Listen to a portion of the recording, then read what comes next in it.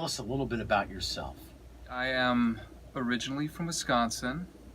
I moved out to Los Angeles 2012-ish, and I was out there for 3 years, and that's kind of like where this band, Empty Trail, really started. So I went to a studio and basically just went in with 3 songs, and I actually hired a session drummer out there, and I did everything else in the tracking, finished the EP, and then I ended up moving to Austin, Texas, because honestly Los Angeles was just a bad place to be for me at that time. I think the starving artist thing does not work well there. Right. So I moved out to Austin, and then I just kind of assembled the live band.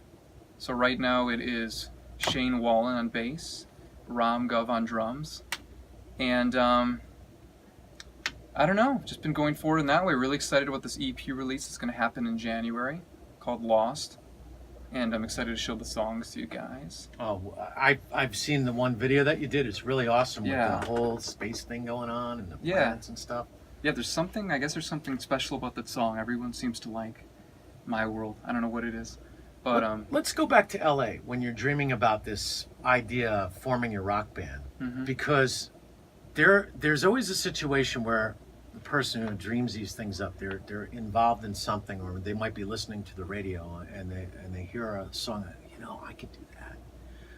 What were you doing at the time that gave you the like, what started everything, Yeah. really? Okay, so let's go way further back. So when I was 12 years old, 12 or 13, I was at school and some kids were like, hey, you gotta check out this band called Metallica. Oh, okay. And I remember I heard Master of Puppets for the first time, and it just, I don't know, it's like, it was just, I haven't heard anything quite like that before in my life, and I just looked up videos, and I'm like, I want to do that with my life.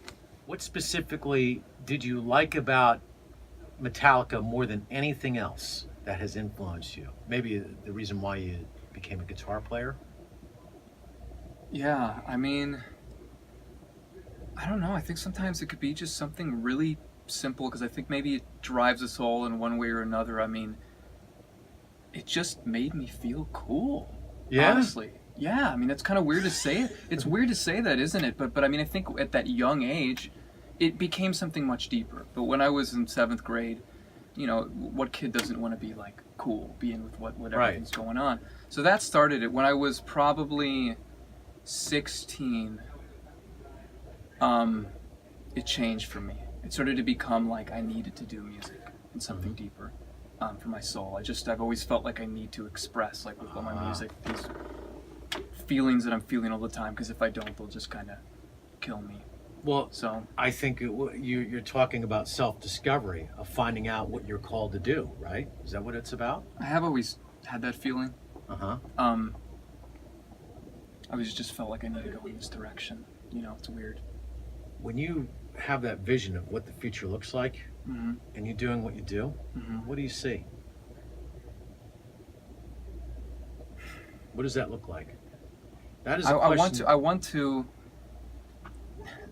think a lot of people say this, but I'd love to create positive change in some way. That's wonderful. In some way. I don't know what that would look like, but just to have the platform to get in front of a lot of people and to, create something positive in the world. I like that. What were some of the artists besides Metallica that you discovered along the way? Maybe even in Austin, when you're down. So, okay, let's see. I have a very obsessive nature about myself. So usually when I find a band, I'm just like that band. So the band after Metallica, actually, we're still kind of in the same arena, was actually Megadeth. Okay. Yeah, it was just funny. I really related to that band more so than Metallica, but Metallica started it for me, obviously, because it's Metallica. But I think when I was 15, it was like all the grunge sounds, the Nirvanas, the Pearl Jam, the Soundgarden.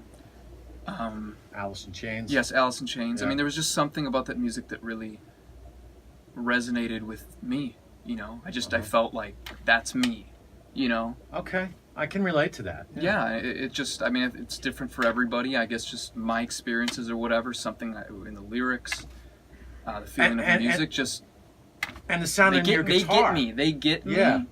And I've never met them, but they get me. So you have all of these influences, the Seattle sound, the Metallica, the Megadeth, and what you'll do is you'll take the best of each one, and then you become your own master in how you express it. So it's a reflection of those guys. So it's really. It's true. I've always thought about that. You know, just kind of like when you create any sort of art, it doesn't have to be music, but it could be a painting, it could be, you know, director for a film, or even what you bring as an actor, or anything like that. But I think all the stuff that has made that positive feeling within me just I become a sponge to it. And then when I create music, like you said, I take all the bits and pieces that I resonate with, Right. and push those back out. So it's like a constant like inspiration where you're taking things in, putting them back out, taking things in, putting them back out. Black Magic Rocks.